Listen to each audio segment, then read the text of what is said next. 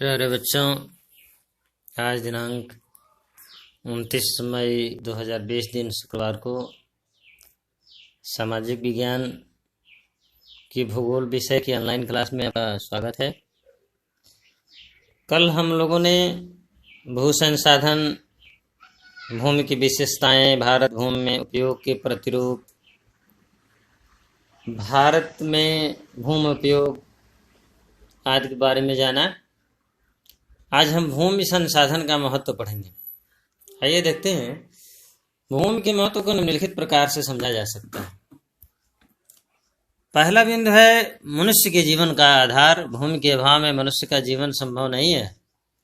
मनुष्य के जीवन के सभी क्रियाकलाप जैसे चलना फिरना, व्यवसाय, मकान, दुकान, कृषि, उत्खनन व कारखाने सभी भूमि से जुड़े हैं। वनस्पति एवं पेयजल संसाधन भी भूमि पर ही निर्भर है। अब देखते हैं आर्थिक विकास का आधार। किसी भी देश का विकास वहां पर उपस्थित प्राकृतिक संसाधनों जैसे भूमि, वनस्पति, खनिज पदार्थ, उपजाऊ भूमि, जल, जलवायु आदि पर निर्भर करता है। ये संसाधन जिस देश में जितनी अधिक मात्रा में होंगे उनका आर्थिक विकास उतना ही तीव्रता से होगा। अगला बिंदु है प्राथमिक उद्योगों का विकास। विभिन्न प्राथमिक उद्योगों जैसे कृषि, मत्स्य पालन, वनस्पति, खनिज व्यवसाय आदि का विकास भूमि पर निर्भर है। जिन क्षेत्रों में जिस प्रकार के प्राकृतिक संसाधन उपलब्ध हैं वहां उन्हीं से संबंधित प्राथमिक उद्योगों का विकास हो सकता है। सही बात है।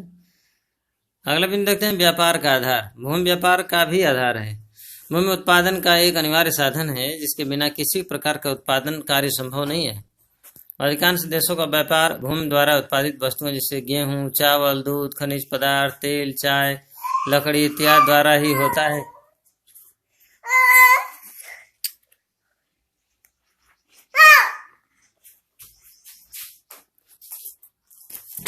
शक्ति संसाधन।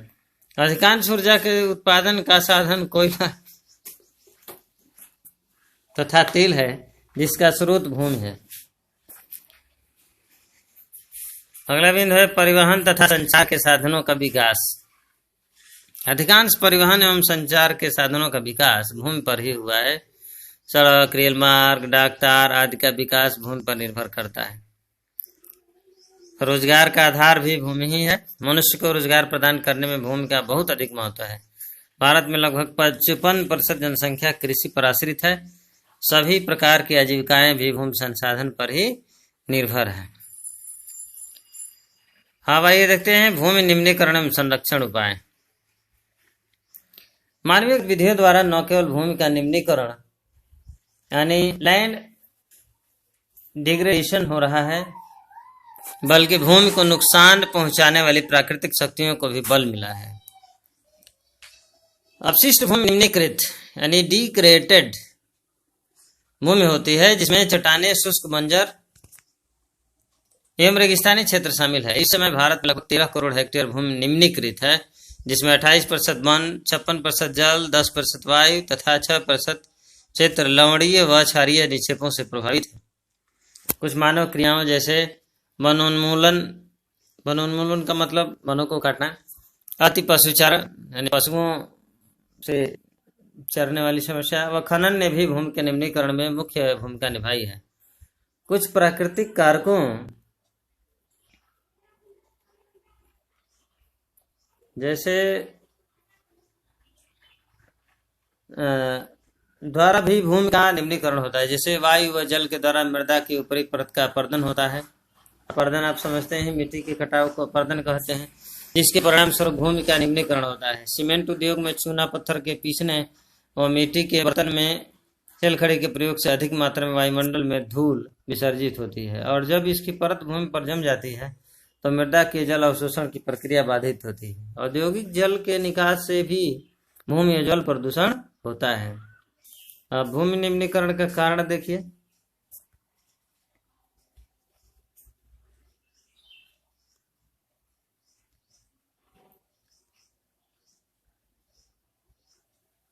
पहला खनन और उत्खनन क्षेत्र है झारखंड, छत्तीसगढ़, मध्य प्रदेश और उड़ीसा।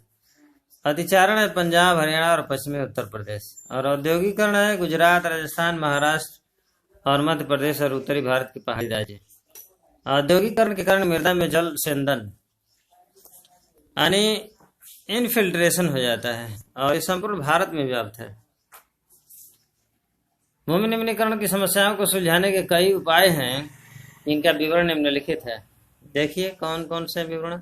वनारोपण यानी अफॉरेस्टेशन, पशुचारागाहों का उचित प्रबंधन, पेड़ों के रक्षक मेखला यानी शेल्टर बेल्ट और पशुचारण पर नियंत्रण, रेतीले टीलों को कांटेदार झाड़ियां लगाकर स्थिर बनाने की प्रक्रिया, भूमि कटाव की रोकथाम, बंजर भूमि का उचित प्रबंधन, खनन नियंत्रण और औद्योगिक जल का परिष्करण करके जल और भूमि प्रदूषण को कम किया जा सकता है। अब भारत की भूमि में सुधार कैसे हो सकता है, इसको देखते हैं। भूमि सुधार से तात्पर्य बंजर भूमि को उपजाऊ बनाने की प्रक्रिया है। इसकी आवश्यकता इसलिए पड़ती है क्योंकि अनेक कारणों से भूमि की उर्वरा शक्ति का ह्रास होता है, जिस कारण यह धीरे धीरे बंजर हो जाती है। इसके आवश्यक उर्वर तत्व नष्ट हो जाते हैं। ऐसे में इस प्रकार की भूमि को पुनः उपजाऊ बनाने की आवश्यकता होती है। देखते हैं उपाय क्या है, भूमि सुधार का उद्देश्य क्या है।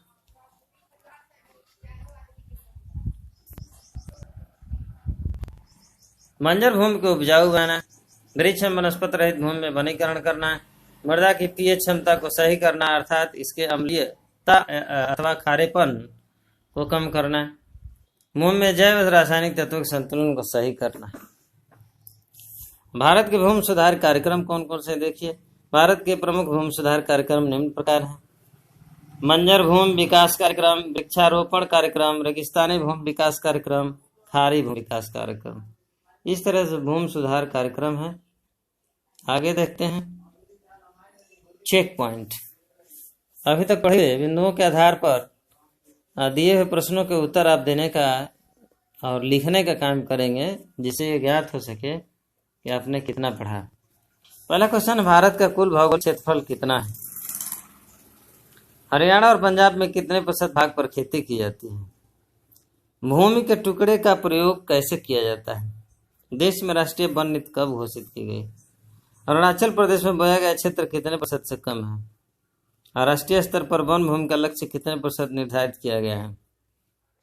उत्तर जरूर लिखिएगा। आज इतना ही, धन्यवाद।